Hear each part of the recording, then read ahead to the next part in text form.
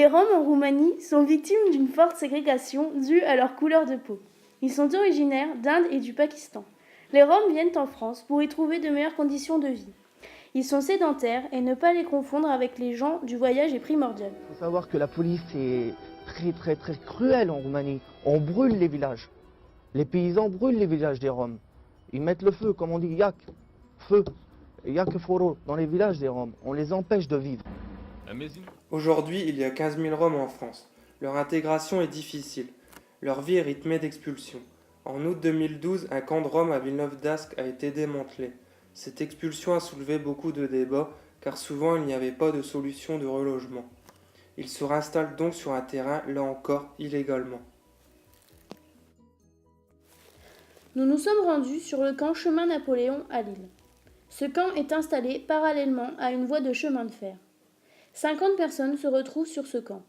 Ils sont arrivés en France en 2007 pour la plupart et ont déjà vécu près de 6 expulsions chacun. La maison que nous voyons à droite est abandonnée et menace de s'écrouler. Les conditions sont insalubres. Il n'y a ni eau, ni toilette, ni électricité dans ce camp. Ce camp est séparé par une cloison en paille. Il est donc caché et isolé du reste de la ville. Les caravanes sont en partie payées par des collectifs et associations. Nous allons entrer dans une caravane. L'espace y est très restreint. Ici vit un couple et 2 enfants. Ces derniers sont tous scolarisés dans le camp. C'est un but pour eux et une amorce à une intégration future.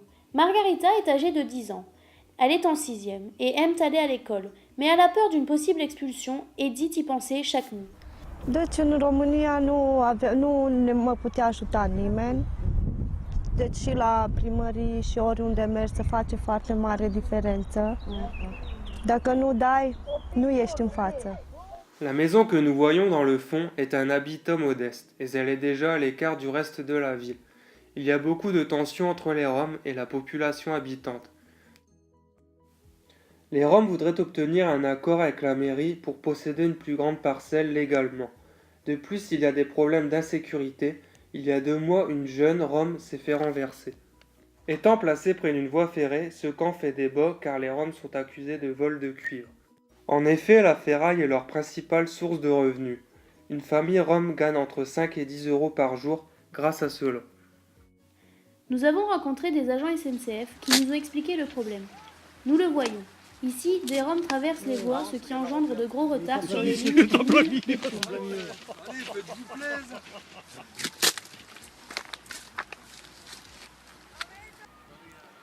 À l'île Sud, une solution a été trouvée par la SNCF.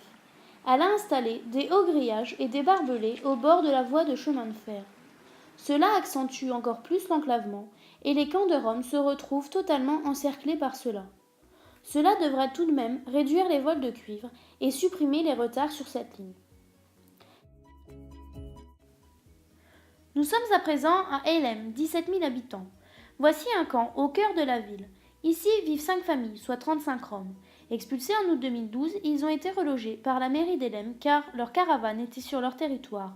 On parle de projet de relogement et de réintégration. Ils occupent ce terrain légalement. Le camp, bien qu'au cœur de la ville, est entouré par des brises-vues. Nous avons rencontré la famille de Sorin. Pour moi, c'est tranquille, il n'y a pas de problème. Les gens ne les viennent pour les manifester, je parlais avec les gens, il n'y a pas de problème avec les gens ici. En août 2012, à l'installation du camp, des manifestations anti-Roms ont eu lieu. Les propriétaires craignaient une chute rapide des loyers. Les habitants, eux, avaient peur pour leur sécurité. Aujourd'hui, les tensions ont quasi disparu.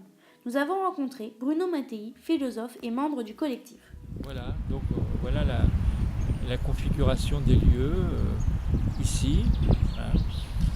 Et c'est une tentative, on pourrait dire, c'est le début de l'amorce d'une insertion possible. Hein. Et nous, on va essayer de pousser pour que, et même faire une fête avec les Français, les Roms, pour se connaître, pour se rencontrer. Parce que si les gens ne se rencontrent pas, comme ça, ils vont avoir peur, ils vont se dire, c'est ces gens comme ça, c'est terrible. Voilà, il y a tous les préjugés, tous les fantasmes. Ils vont voler nos poules. Bon, même s'il n'y a pas une poule à Villeneuve-d'Ascq, on va leur voler leurs poules, quoi. En s'engageant à toujours scolariser leurs enfants, ces 5 familles ont accès à l'eau et à l'électricité à prix réduit grâce à la mairie. Après la visite de ces deux camps, nous mesurons pleinement les enjeux de la question épineuse des Roms dans les grandes métropoles telles que la métropole lilloise. L'enclavement et la mise à l'écart de cette population semblent être une histoire sans fin dans notre pays.